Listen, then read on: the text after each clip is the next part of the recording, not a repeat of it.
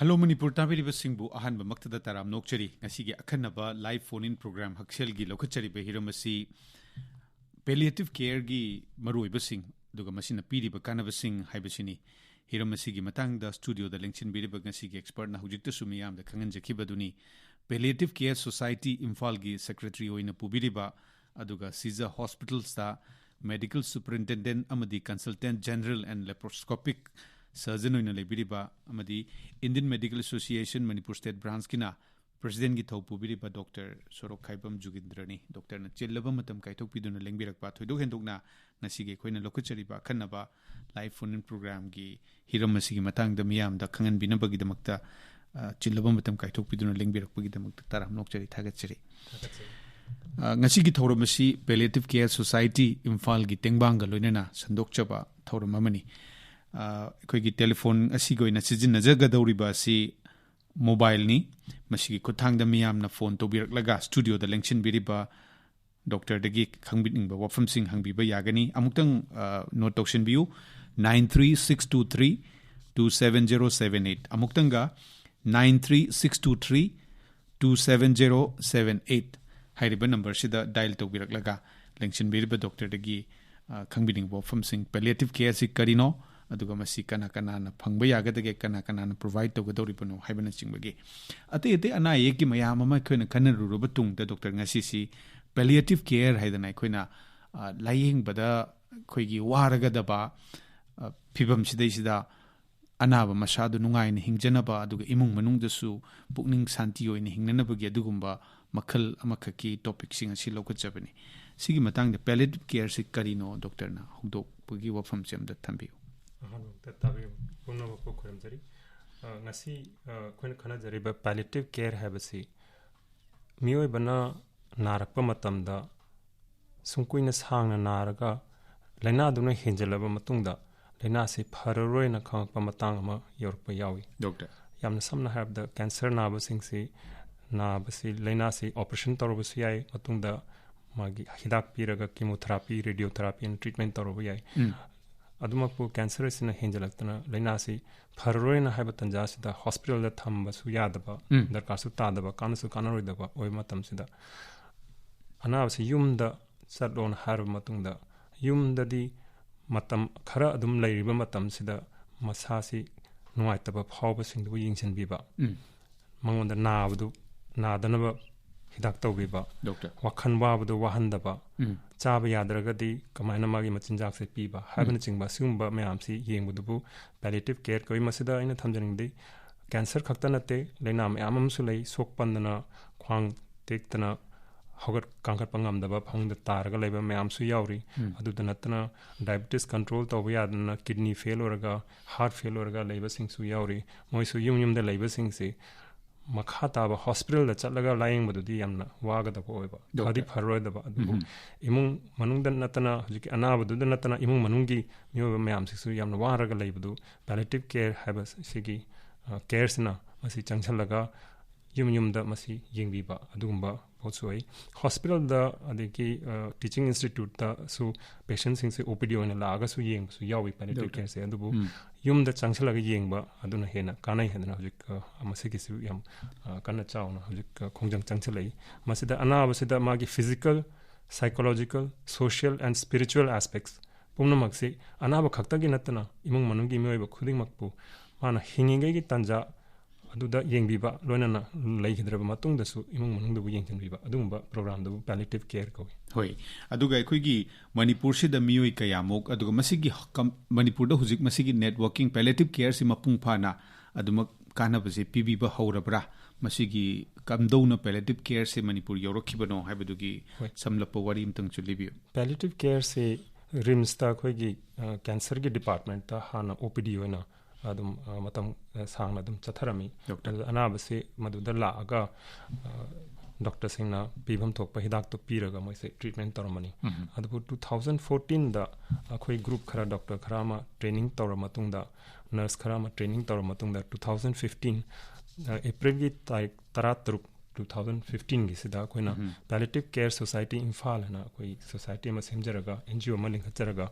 madudagi koina howni du palliative care society sina ꯌꯦꯡꯁꯤꯜꯂꯒ ꯑꯍꯥꯟꯕꯗꯗꯤ ꯊꯥꯡꯃꯩꯕꯟ ꯀꯦꯟꯗ꯭ꯔꯁꯤꯒꯤ ꯑꯅꯥꯕꯁꯤꯡꯁꯦ ꯑꯩꯈꯣꯏꯅ ꯌꯨꯝ ꯌꯨꯝ ꯆꯠꯂꯒ ꯌꯦꯡꯖꯔꯝꯃꯤ ꯑꯗꯨꯒ ꯍꯧꯖꯤꯛꯇꯤ ꯑꯗꯨꯗꯩ ꯁꯟꯗꯣꯔꯛꯑꯒ ꯏꯝꯐꯥꯜ ꯄꯨꯝꯅꯃꯛꯁꯤꯒꯤ ꯑꯅꯥꯕꯁꯤꯡꯁꯦ ꯂꯣꯏꯅ ꯌꯦꯡꯕ ꯍꯧꯔꯦ ꯄꯦꯂꯦꯇꯤꯚ ꯀꯦꯌꯔ ꯁꯣꯁꯥꯏꯇꯤ ꯏꯝꯐꯥꯜꯅ ꯂꯣꯏꯅꯅ 2017ꯗꯒꯤ ꯇ꯭ꯔꯦꯅꯤꯡ ꯍꯧꯔꯒ 2018ꯗ ꯁ꯭ꯇꯦꯠ ꯍꯦꯜꯊ ꯗꯤꯄꯥꯔꯠꯃꯦꯟꯠꯀꯤ ꯗꯣꯛꯇꯔ ꯃꯌꯥꯝ ꯑꯃ ꯑꯗꯒꯤ ꯅꯔꯁ ꯃꯌꯥꯝ ꯑꯃ ꯑꯗꯒꯤ ꯍꯦꯜꯊ ꯋꯥꯔꯀꯔꯁ ꯃꯌꯥꯝ ꯑꯃ ꯀꯦꯔꯂꯥꯒꯤ ꯐꯦꯀꯜꯇꯤ ꯑꯩꯈꯣꯏꯒꯤ ꯏꯟꯁꯇꯤꯇ꯭ꯌꯨꯠ ꯑꯣꯐ ꯄꯦꯂꯦꯇꯤꯚ ꯃꯦꯗꯤꯁꯤꯟ ꯍꯥꯏꯅ ꯃꯗꯨꯗꯒꯤ ꯂꯥꯛꯑꯒ ꯑꯩꯈꯣꯏꯒꯤ ꯑꯣꯖꯥꯁꯤꯡ ꯂꯥꯛꯑꯒ ꯑꯗꯒꯤ ꯑꯩꯈꯣꯏꯒꯤ ꯄꯦꯂꯦꯇꯤꯚ ꯀꯦꯌꯔ ꯁꯣꯁꯥꯏꯇꯤ ꯏꯝꯐꯥꯜꯒꯤ ꯑꯩꯈꯣꯏ ꯌꯥꯎꯔꯒ ꯃꯌꯥꯝꯁꯤ ꯇ꯭ꯔꯦꯅꯤꯡ ꯇꯧꯊꯣꯛꯑ ꯃꯇꯨꯡꯗ ꯍꯧꯖꯤꯛ ꯃꯅꯤꯄꯨꯔꯒꯤ ꯑꯣꯏꯅ ꯍꯦꯜꯊ ꯑꯦꯟड ꯋꯦꯜꯅꯦꯁ ꯁꯦꯟꯇꯔꯒꯤ ꯀꯝꯃ꯭ꯌꯨꯅꯤꯇꯤ ꯍꯦꯜꯊ ꯑꯣꯐꯤꯁꯔꯁꯤꯡꯁꯤ ꯃꯣꯏꯁꯤ ꯑꯌꯥꯝꯕ ꯂꯣꯏꯅ ꯇ꯭ꯔꯦꯅꯤꯡ ꯇꯧꯈ꯭ꯔꯦ ꯑꯗꯨꯒ ꯗꯤꯁꯇ꯭ꯔꯤꯛ ꯈꯨꯗꯤꯡꯗ ꯂꯩꯔꯤꯕ ꯍꯦꯜꯊ ꯑꯦꯟड ꯋꯦꯜꯅꯦꯁ ꯁꯦꯟꯇꯔꯁꯤꯡꯁꯤꯒꯤ ꯁ꯭ꯇꯥꯐꯁꯤꯡꯁꯤ ꯄꯦꯂꯦꯇꯤꯚ ꯀꯦꯌꯔꯁꯤ ꯈꯪꯉꯕꯅꯤ ꯑꯗꯨꯒ ꯍꯧꯖꯤꯛ ꯗꯤꯁꯇ꯭ꯔꯤꯛ ꯑꯌꯥꯝꯕꯗ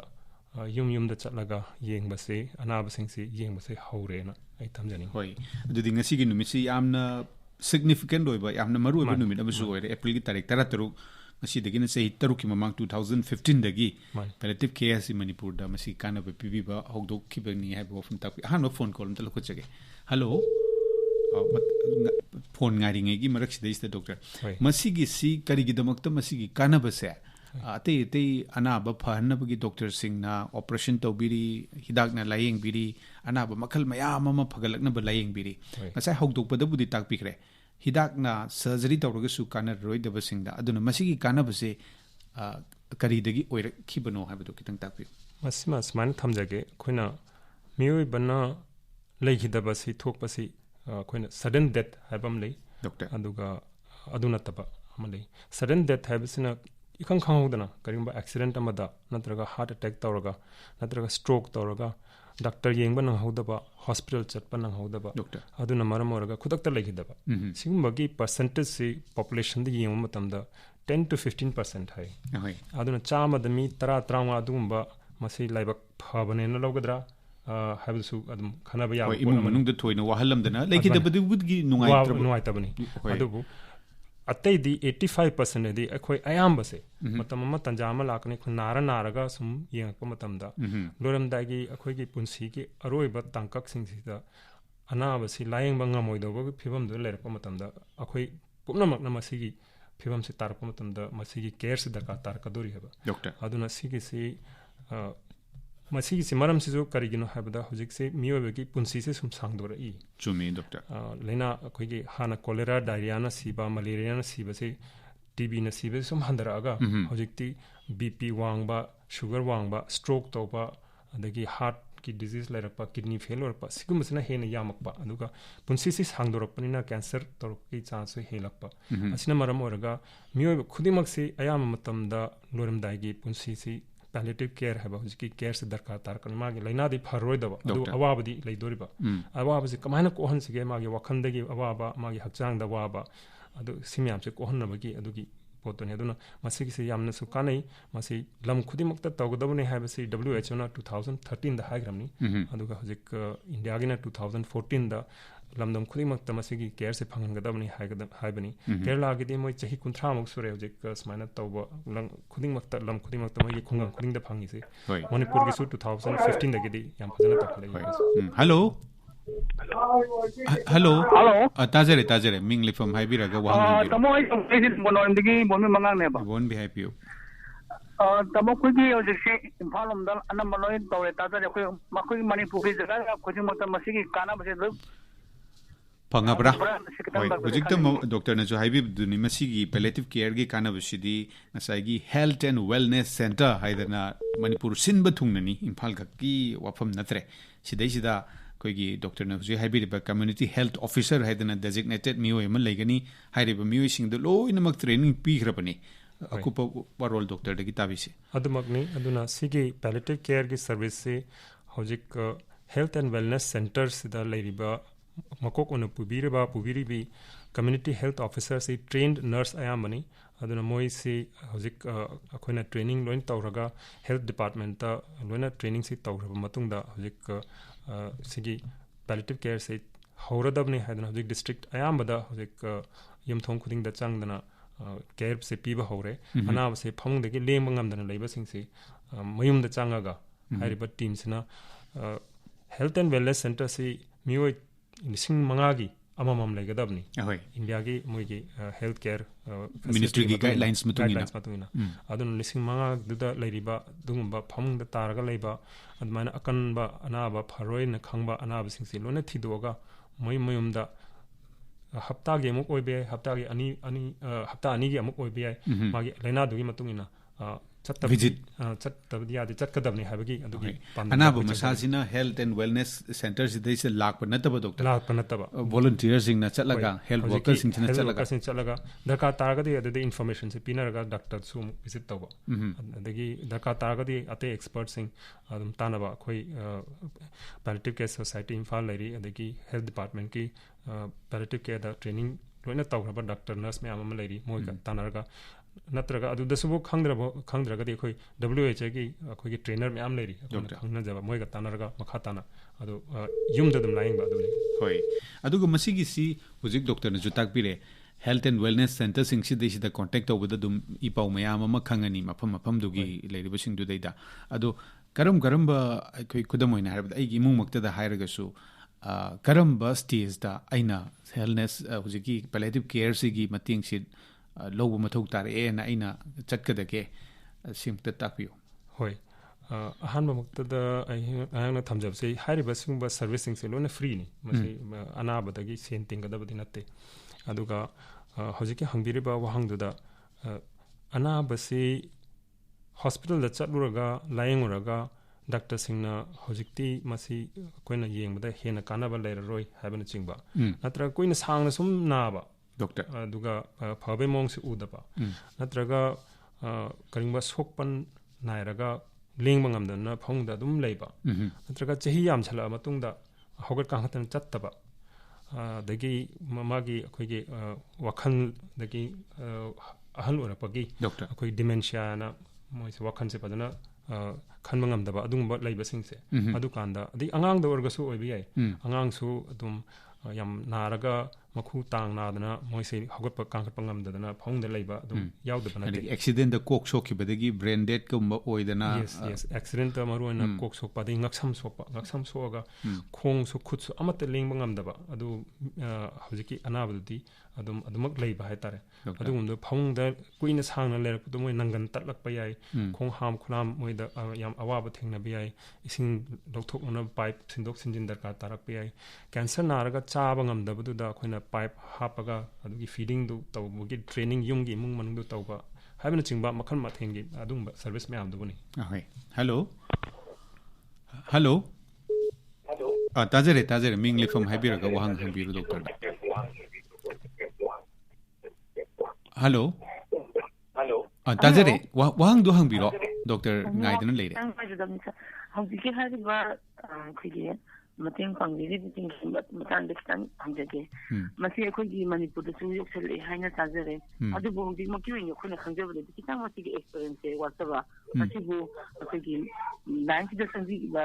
ꯊꯥꯗꯕꯤꯈꯤꯕ ꯑꯩꯈꯣꯏꯒꯤ ꯆꯪꯁꯤꯟꯕꯤꯈꯤꯕꯁꯤꯡꯁꯤꯅ ꯊꯕꯛꯁꯤ ꯃꯔꯨꯑꯣꯏꯅ ꯃꯥꯡꯖꯤꯟ ꯈꯤꯇꯪ ꯊꯥꯕ ꯋꯥꯠꯄꯒꯤ ꯑꯣꯏꯅ ꯇꯧꯕꯅꯔꯥ ꯍꯥꯏꯕꯗꯨ ꯑꯦꯛꯁꯄꯥꯔꯠꯇꯒꯤ ꯈꯪꯖꯅꯤꯡꯕ ꯍꯣꯏ ꯇꯧꯖꯔꯛꯏꯕ ꯌꯨꯔꯦꯝꯕꯝꯗꯒꯤ ꯑꯕꯦ ꯀꯧꯖꯩ ꯁꯥꯔ ꯑꯕꯦ ꯌꯨꯔꯦꯝꯕꯝꯗꯒꯤ ꯐꯅꯤ ꯉꯁꯤꯒꯤ ꯈꯟꯅꯖꯔꯤꯕ ꯔꯦꯗꯤꯑꯣꯗ ꯁꯤꯃꯛꯁꯨ ꯃꯤꯌꯥꯝ ꯄꯥꯛ ꯁꯟꯅ ꯈꯪꯃꯤꯟꯅꯅꯕꯒꯤ ꯑꯗꯨꯒꯤ ꯁꯔꯨꯛ ꯑꯃꯅꯤ ꯗꯣꯛꯇꯔꯗꯒꯤ ꯇꯥꯕꯤꯁꯤ ꯌꯦꯁ ꯑꯕꯦꯅ ꯍꯪꯕꯤꯔꯤꯕ ꯋꯥꯍꯪꯁꯤ ꯍꯥꯏꯕꯤꯔꯤꯕ ꯋꯥꯐꯝꯁꯤ ꯌꯥꯝ ꯐꯖꯩ ꯃꯁꯤ ꯃꯌꯥꯝꯅ ꯈꯪꯅꯗ꯭ꯔꯤ ꯍꯥꯏꯕꯒꯤ ꯋꯥꯐꯝꯗꯨꯗꯅꯤ ꯑꯩꯈꯣꯏꯅ ꯉꯁꯤꯃꯛ ꯔꯦꯗꯤꯑꯣꯗ ꯑꯩꯈꯣꯏꯅ ꯆꯪꯖꯔꯒ ꯁꯤꯒꯨꯝꯕ ꯋꯥꯐꯝꯁꯤ ꯃꯌꯥꯝꯅ ꯈꯪꯃꯤꯟꯅꯕ ꯑꯃ ꯗꯔꯀꯥꯔ ꯇꯥꯏ ꯍꯥꯏꯕꯁꯤꯒꯤ ꯑꯩꯈꯣꯏꯅ ꯊꯝꯖꯕ ꯄꯣꯠ ꯑꯃꯅꯤ ꯑꯗꯨꯃꯛꯄꯨ ꯏꯟꯗꯤꯌꯥꯒꯤ ꯑꯣꯏꯅ ꯌꯦꯡꯕ ꯃꯇꯝꯗ ꯀꯦꯔꯂꯥꯅ ꯈ꯭ꯋꯥꯏꯗꯒꯤ ꯍꯥꯟꯅ ꯃꯥꯡꯖꯤꯟ ꯊꯥꯅ ꯆꯪꯁꯤꯜꯂꯒ ꯃꯣꯏꯒꯤꯗꯤ ꯂꯩꯔꯛ ꯈꯨꯡꯒꯪꯗ ꯁꯤꯒꯨꯝꯕ ꯄꯦꯂꯦꯇꯤቭ ꯀꯦꯌꯔ ꯌꯨꯅꯤꯠꯁꯤꯡꯁꯤ 1,000ꯗꯒꯤ ꯍꯦꯟꯅ ꯂꯩꯔꯒ ꯀꯦꯌꯔꯁꯤ ꯚꯣꯂꯨꯟꯇꯔꯤ ꯑꯣꯏꯅ ꯀꯦꯌꯔ ꯇꯧꯕꯁꯤ ꯌꯥꯝ ꯐꯖꯅ ꯍꯧꯖꯤꯛ ꯆꯍꯤ 30ꯃꯨꯛ ꯁꯨꯔꯛꯑꯦ ꯃꯣꯏꯅ ꯆꯪꯁꯤꯜꯂꯤꯁꯦ ꯑꯗꯨ ꯀꯦꯔꯂꯥ ꯃꯇꯨꯡꯗ ꯍꯧꯖꯤꯛ ꯃꯅꯤꯄꯨꯔꯅ ꯍꯧꯖꯤꯛ ꯃꯥꯡꯖꯤꯟ ꯊꯥꯅ ꯆꯠꯂꯤ ꯁꯤꯒꯤ ꯁꯤꯁꯇꯝꯁꯤ ꯗꯦꯕꯂꯞ ꯇꯧꯔꯛꯄ ꯈꯨꯡꯒꯪꯗ ꯏꯃꯨꯡ ꯃꯅꯨꯡꯗ ꯆꯪꯉꯒ ꯂꯥꯌꯦꯡꯉꯛꯄ ꯍꯥꯏꯕꯅꯆꯤꯡꯕ ꯁꯤꯒꯨꯝꯕꯁꯦ ꯍꯧꯖꯤꯛ ꯉꯁꯤꯒꯤ ꯔꯦꯗꯤꯑꯣꯒꯤ ꯈꯨꯠꯊꯥꯡꯁꯤꯗ ꯑꯩꯅ ꯃꯌꯥꯝꯗ ꯄꯥꯎꯖꯦꯜ ꯆꯦꯟꯖꯔꯤꯁꯤꯅ ꯃꯌꯥꯝꯁꯨ ꯁꯤꯒꯤ ꯄꯣꯠꯁꯦ ꯈꯪꯃꯤꯟꯅꯔꯒ ꯃꯁꯤ ꯇꯧꯗꯕ ꯌꯥꯗꯦ ꯗꯥꯛꯇꯔ ꯅꯔꯁ ꯈꯛꯇ ꯅꯠꯇꯦ ꯃꯁꯤꯗ ꯗꯔꯀꯥꯔ ꯇꯥꯔꯤꯁꯤ ꯚꯣꯂꯨꯟꯇꯤꯌꯔ ꯃꯌꯥꯝ ꯑꯃ ꯗꯥꯛꯇꯔ ꯅꯠꯇꯕ ꯃꯌꯥꯝ ꯑꯃꯁꯨ ꯗꯔꯀꯥꯔ ꯇꯥꯏ ꯑꯗꯨꯒ ꯏꯃꯨꯡ ꯃꯅꯨꯡꯒꯤ ꯃꯤꯑꯣꯏꯕ ꯈꯨꯗꯤꯡꯃꯛꯁꯨ ꯃꯁꯤꯒꯤꯁꯤ ꯈꯪꯕ ꯑꯃ ꯗꯔꯀꯥꯔ ꯇꯥꯏ ꯑꯗꯨꯒ ꯀꯃꯥꯏꯅ ꯇꯧꯒꯗꯧꯅꯣ ꯑꯅꯥꯕ ꯑꯗꯨꯒꯨꯝꯕ ꯂꯩꯕꯗꯨꯗ karma hana wari si sagadawno moibu kari kari care tawgadawno nangan tattanaba kari tawgadawno ising chatragana kari tawgadawno haiba singba singsi volunteers sing khangminaraga adu natana imung manung sida akoina karma hana mateng pangba yage habse volunteers mayamam su develop tawam changi masida society gi ina khunba natraga lairaba gi wafam sunai leite kaino da hariba laina sidi minister gi imung manung da obi doctor gi imung manung da obi aduna singba siloima khangminaraga khoi प्रजा पुनमक खै चंगमिनसी हाइबगी वाफम से थमजरगा अखोइ ngasi radio talk से थमजरिबनि होय हेलो हेलो हेलो ताकपियो मिंग लेफम वहांग हंगबिरो doctor good morning sir good morning ताकपियो सर बिसोरजित वरांग मेल लकाय दिगी होय ताकपियो बिसोर सर आइना हनदा हमनि से कोगी ऑल एज होम द लाइबा कोगी हल सिंजे कोगी पैलिएटिव केयर की कोगी कारुदा थौदांग सिंजे मोइदा करी करी बीबी बगे अदुगा फैमिली की रोल ना सिदा कयाम यामना मारू ओइबगे सिमक्तंगा खंगनी होय होय फनी डॉक्टर सरी विश्वजित की वहां से यम फजे कोई मोंगसांगाई द लेबा पैलिएटिव अखोई की ओल्ड एज होम लेरिबा मोंगसांगाई द लेरिबा से अखोई विजिट चचे अदुगा अदुदा दरकार तारगति अखोई अदुम तौम थोपा केयर लोगम थोपा अदुम तौवी अदुगा फैमिली की मेंबर्स सिंग मसीगी मतंग सिदा यामना मरु ओइ मसी खंगबा पैलिएटिव केयर से खंगबा अदुगा मियो खुदिमक ना मसे तसेंगनदि खंगदबनी अदुगा कराइदगी मसीगी खुदोंचाब से लौगदौनो अदुगा इसाना करी तौगदौनो हाइबसु मसीसु यदि हारिबा पैलिएटिव केयर से तसेंगनदि मयामगी नते आई इसामकिनी आइना थौरांग तौजबनी ngasi aina palliative care si sandokna ba honajari si system ama semaga adum khudong chaba se khona sema matungda aina tanjadu da punsigi aigi tanja tangkak tu da masigi kana ba se phangnana ba hojik semhawdu ki wafam sin changchan mani aduna mioi khudimak family member khudimak masigi posi khangwam changi aduga akhoi WHO ki sigi training ama lay akhoi volunteer training and doctors su nurse nataba sing se adu training taw se pung 3 ke akhoi certified training course ama lay je haje masigi se akhona adum marak adum tawi corona na maram kitang khoi masigi tapthage adu khoi am adu da changjalu rabni hojik som adum chathagani adu volunteer sing sidi magi chahi matang leite ko doctor anang su ahan ju mi ai chan su loina no ya adu profession sima moi doctor nurse ki lambi da tamba adu natta su yai anybody khoi gi oja obe hojik khoi oja yam senior oba retired oja sarojnalini manipuri language ki oja obirimbi adu retire tor mutungda hojik palliative care sida khoi gi volunteer yamna chobo thodang lobiraga home visit chatpa yum khuding changba sida manipur gi anaba sing sida imphal gi anaba sing sida changbiraga adu yaubiri adumba yam senior volunteer amana changchalaga imungda moi gi anaba sing anaba dugi maramda dinate adubu moi gi awana du wari sabiba batam ka thokpiba adwain tabipsi yamna maru oi darka taina thamjani aduna asmana imung mandung mi khudimangna ma changchan bam changin thamjani hoi hello dazare mingli from highview oi sare ke sampati ki sangthai bayama takbi oi bayam sare khangje ningi sina diki manipur gi doctor sing sina japmati jendana hospital amade taunari ba terak sida yum da anaba yingena habti yamna bri phaye do moi gi funding jina se government na chalai bra aduga machi gi facility se patient party na lawge ha gadi kadai de satkadege kamai tawdege tuma khangjeninge aduga anaba si yam serious oigadi magi hidak langthangna chingbu kamai tawbige sim da khani hoi pani hojik ngasai mathakta di doctor na panbi bani doctor gi nurse ki limited akakna ba masing khar khaksina loina makti konjanba ngamba nate aduna volunteer mayam ama changbagi darkar lemi bum khuding mak machidai ste yakshin bagi adu doctor tagi pakhum ta bishi madumak ne koina doctor su nurse su sigi matang da hena khanghalaga hena training toraga lerak khungang khuding makta akhoi gi manipur gi club mayam ama lei adum hana kerala ge di palliative care unit ana laikai khudimakta palliative care unit amamam leire haijariba aduna akhoi gi pandam se admana laikai khulak khungang khudingmakta palliative care unit amamam sum develop torpa se asi masi oigadamni adu oragadi maduda pubiribi doctor nurse natraga siyai anybody volunteer amana club ki member amana chalairaga moina muk contact torpa doctor natraga nurse contact torpa laikai du leiriba anabdu thidoga masi madi darka tare se khanga kanda contact tawrakanda contact tawbasi akhoi palliative care society imphal akhoi hojik leijari aduga aina ngasaisu thamjagiba state health authorities ki makhada laiba health and wellness center singse sida lising manga prajagi damakta amamam soidana leiradabane ba aduna masi leiramni already leiramni aduna health and wellness center si karaida lei habse hana khangdok piraga maduda pubiribi workers singse moisi moida hangbiragadi hariba potse adudagi phangbam thoi aduga ngasai sen changbagi mtangda masigi care se tasengnanti free oyo haibani adumakpu hojik masida funding se state ke taraf tagi su ponomak se loinamak free ona piba ngamgani natraga akhoi NGO dagi loinamak se free ona piba ngamgani hojikti adumakti haiba ngamdri akhoi yumda chatpadugidi charge amta lawjade state ke orga so adagi akhoi palliative care society ki doctor bulaga su nurse bulaga su volunteer bulaga su madugidi charge lawde sunglong lawde aduga maduda changkadaba hidak natraga maduda changkadaba khusukulai chingmadu madudi akhoi khana minaraga tana minara kanagumba khara hena leiba imungna adum akhoi puthorli adu kanagumba yamna hek lejadaba imungdana adu kandana akoina puthoga piba yawge dum se phamung darkar tare akoina phamung se donation kananom dei tohlaga adum piba hek yawi phamung akoigi hospital bed lekha yaba phamung darkar tara kadi wheelchair darkar tara kadi akoina rotary dagi admana tawlaga donation tohlaga admana piba hek yawi adman sinjabni aduna si se smana sum hen su khangmina bam darkar tain okay hello tazare mingle from haibiraga wahang hangbiro ai de machine biveka sing na ka digi ai biveka haibio tapio kan sumuri matang se kara volunteer the family member kana koi donate kum bato je ka harugi wakhalo malak ta ga di adisu accept to bra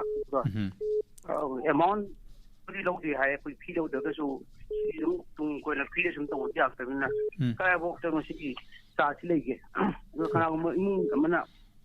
ana isu si ki mungam de yang wa ta be ma patha jara ji hadi se samda yana bi ma tu ni adu mana family ne pota han bi ning se su leiba amasi kamana ke to ka de ka bi o se asale tra bo ko le su ba ni se wa dum se ga pota je ka bi de dum ken ni ya ba yo dum to ma bo pani ba ka gi hang si amna phajebo wa hang ne adu ahan ba ki hujiki puchen yam chauna smana habirak pa se khoi amna nuai ji akoina charge ti logde adubu masi chatpagi karigi cost khara dum leidorini aduna mayam changna hojikti akhoi member oi biriba akhoi gi palliative care society imphal gi member oi biriba mayamna khaijal laga adana tawwa voluntary work ne hojik chathari se adu prajadagi su adum any donation leibse logdaba nate ai phone number am ta hajage masda contact tawraga adum sigi matang hangbasu aduga adugi dakataba any policy adum phawi ba yagani number se hajar ke 700 511 5381 ay umtanga doctor na habi ke number se repeat tawjage 700 511 5381 ai samaki number ni adum se adum sida adum kawbiraga poche hangbirak pa yagani aduga ngasai gi pothan bagi matang da hangbigi masi medical term se euthanasia kawi abadi ma soidana magi punsida khona lying bagi wafam se leroi aduragadi pothan sira habsida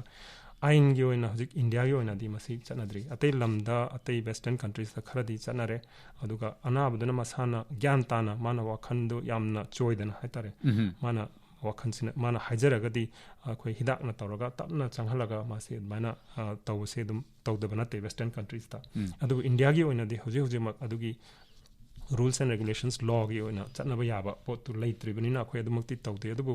tanjadu da yaring he wa danama kari tawwa dakata yamna ragadi morphine piba dakata kari morphine piraga magi anabdu china du khanganba ising chatragadi pipe hapaga ising lokthokpa khong hamdragadi amangba kamana singdokpa haibana chingba si mayam se akoina khanaminaraga imung mananga khanaminaraga tawba ya bangi dudi mamonda wadana ba dudi tawba dakata dudi adum tawi hoi ngasai hogolakpada doctor na takpi ki wafum duga adagi palliative care siga mari leinagadra di khangdre masi india gi indoor da newspaper da thengnajakiba wafum amakak time bank haidana aina isa se kallingai sida migi mating panghobase aina nomagi pungkhai ma pung ama pung ani kanagumba sonana gi mating panghobase sum tungjallaga leikiba karigi no da aisu nom natra nomdi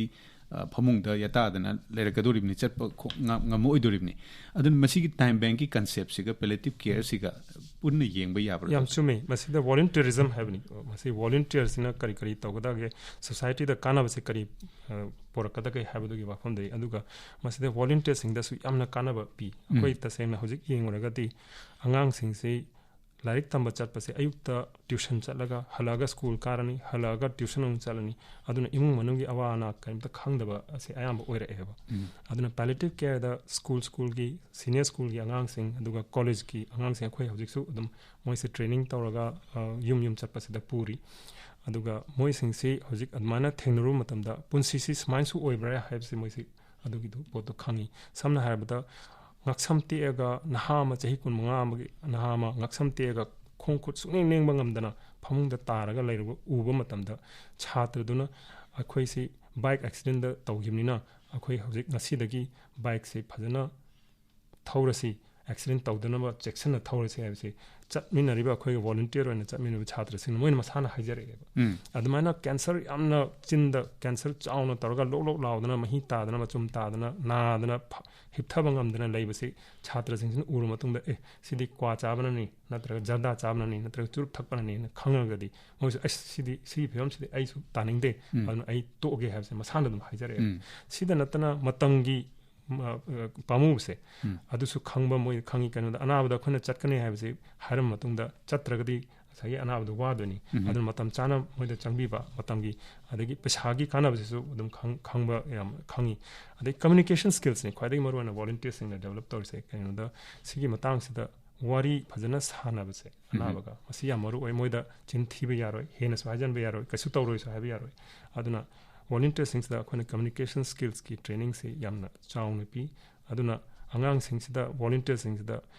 skill ꯑꯃ life skill ꯑꯃ develop ꯇꯧꯕꯁꯤ ꯑꯅꯥꯕꯗꯨ ꯈꯛꯇꯪꯗ ꯅꯠꯇꯅ ꯃꯥꯅ ꯎꯅꯔꯤꯕ ꯃꯤꯑꯣꯏꯕꯗ ꯃꯉꯣꯟꯗ ꯋꯥꯈꯜ ꯁꯣꯛꯍꯟꯗꯅ ꯋꯥꯔꯤ ꯁꯥꯕꯁꯦ ꯑꯗꯨꯝ ꯍꯩꯈ꯭ꯔꯗꯕꯅꯤ ꯃꯥꯒꯤ ꯁ꯭ꯀꯤꯜꯗꯨꯗ ꯆꯪꯈ꯭ꯔꯗꯕꯅꯤ ꯑꯗꯨꯅ ꯃꯁꯤꯅꯗꯤ ꯌꯥꯝꯅ ꯀꯥꯟꯅꯕꯗꯤ ꯄꯤꯔꯤ ꯍꯣꯏ ꯃꯇꯝꯁꯨ ꯂꯣꯏꯁꯤꯜꯂꯛꯂꯦ ꯇꯦꯟꯇꯛꯅ ꯃꯤꯌꯥꯝꯗ ꯀꯔꯤ ꯑꯄꯤꯜ ꯇꯧꯕꯤꯅꯤꯡꯉꯤ ꯗꯣꯛꯇꯔꯒꯤ ꯃꯥꯏꯀꯩꯗꯒꯤ ꯄꯦꯂꯦꯇꯤꯚ ꯀꯦꯌꯔ ꯁꯣꯁꯥꯏꯇꯤ ꯏꯝꯐꯥꯜꯒꯤ ꯃꯥꯏꯀꯩꯗꯒꯤ ꯉꯁꯤ ꯑꯩꯈꯣꯏꯅ ꯃꯅꯤꯄꯨꯔꯗ ꯄꯦꯂꯦꯇꯤꯚ ꯀꯦꯌꯔꯒꯤ ꯃꯇꯥꯡꯁꯤꯗ ꯆꯪꯁꯤꯜꯂꯒ ꯍꯧꯖꯤꯛ ꯏꯝꯐꯥꯜꯗ ꯅꯠꯇꯅ ꯑꯀꯣꯏꯕꯗ ꯂꯩꯔꯤꯕ ꯗꯤꯁꯇ꯭ꯔꯤꯛ ꯃꯌꯥꯝꯁꯤꯗ ꯄꯦꯂꯦꯇꯤꯚ ꯀꯦꯌꯔ ꯐꯪꯍꯟꯕ ꯉꯝꯕꯁꯤ ꯍꯦꯜꯊ ꯗꯤꯄꯥꯔꯠꯃꯦꯟꯠ ꯃꯅꯤꯄꯨꯔꯒꯤ ꯌꯥꯝ ꯆꯥꯎꯅ ꯊꯧꯗꯥꯡ ꯂꯧꯕꯤꯔꯒ ꯃꯁꯤꯗ ꯌꯥꯝ ꯆꯥꯎꯅ ꯇꯧꯕꯤꯔꯤ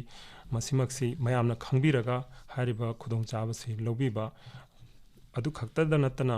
ꯂꯩꯕꯤꯔꯕ ꯗꯥꯛꯇꯔ ꯅꯔꯁ ꯃꯌꯥꯝꯁꯨ ꯑꯗꯨ ꯅꯠꯇꯅ ꯂꯩꯕꯤꯔꯤꯕ ꯃꯤꯄꯨꯝ ꯈꯨꯗꯤꯡꯃꯛꯅ ꯄ꯭ꯔꯖꯥ ꯈꯨꯗꯤꯡꯃꯛꯅ ꯄꯦꯂꯦꯇꯤꯚ ꯀꯦꯌꯔꯁꯤ ꯀꯔꯤꯅꯣ ꯍꯥꯏꯕ ꯈꯪꯉꯒ ꯑꯗꯨꯒꯤ ꯚꯣꯂꯨꯟꯇꯤꯌꯔ ꯑꯣꯏꯅꯅꯕꯒꯤ ꯑꯗꯨꯒꯤ ꯇ꯭ꯔꯦꯅꯤꯡꯁꯤ ꯇꯧꯊꯣꯛꯅꯅꯕꯒꯤ ꯈꯨꯗꯣꯡꯆꯥꯕꯁꯤ ꯂꯧꯕꯤꯔꯒ ꯑꯩꯈꯣꯏ ꯃꯌꯥꯝ ꯄꯨꯟꯅ ꯑꯗꯨꯃꯥꯏꯅ ꯆꯪꯃꯤꯟꯅꯁꯤ ꯑꯗꯨꯒ ꯃꯤꯑꯣꯏꯕꯒꯤ ꯄꯨꯟꯁꯤ ꯑꯗꯨꯒꯨꯝꯕ ꯇꯥꯟꯖꯥꯗꯨꯗ ꯃꯤ ꯑꯃ ꯑꯣꯏꯅ ꯗꯤꯒꯅꯤꯇꯤ ꯑꯣꯐ ꯂꯥꯏꯐ ꯑꯗꯨ ꯄꯤꯔꯒ ꯑꯩꯈꯣꯏ ꯑꯗꯨꯃꯥꯏꯅ ꯃꯌꯥꯝꯗ ꯀꯦꯌꯔꯁꯤ ꯄꯤꯕꯤꯁꯤ ꯍꯥꯏꯕꯁꯤ ꯊꯝꯖꯅꯤꯡꯉꯤ ꯌꯥꯝ ꯅꯨꯡꯉꯥꯏꯖꯔꯦ ꯄꯦꯂꯦꯇꯤꯚ ꯀꯦꯌꯔꯒꯤ ꯄꯤꯔꯤꯕ ꯀꯥꯟꯅꯕꯁꯤꯡꯒꯤ ꯃꯇꯥꯡꯗ ꯄꯦꯂꯦꯇꯤꯚ ꯀꯦꯌꯔ ꯁꯣꯁꯥꯏꯇꯤ ꯏꯝꯐꯥꯜꯒꯤ ꯁꯦꯀ꯭ꯔꯦꯇꯔꯤ ꯑꯗꯨꯒ ꯁꯤꯖ ꯍꯣꯁꯄꯤꯇꯥꯜꯁꯀꯤ medical superintendent consultant general laparoscopic surgeon Indian Medical Association Manipur state branch की प्रेसिडेंट डॉक्टर सोरोखाइबम जुगिंद्रना वफम क्या ताकफीखिबा डॉक्टर बु थागतचरी।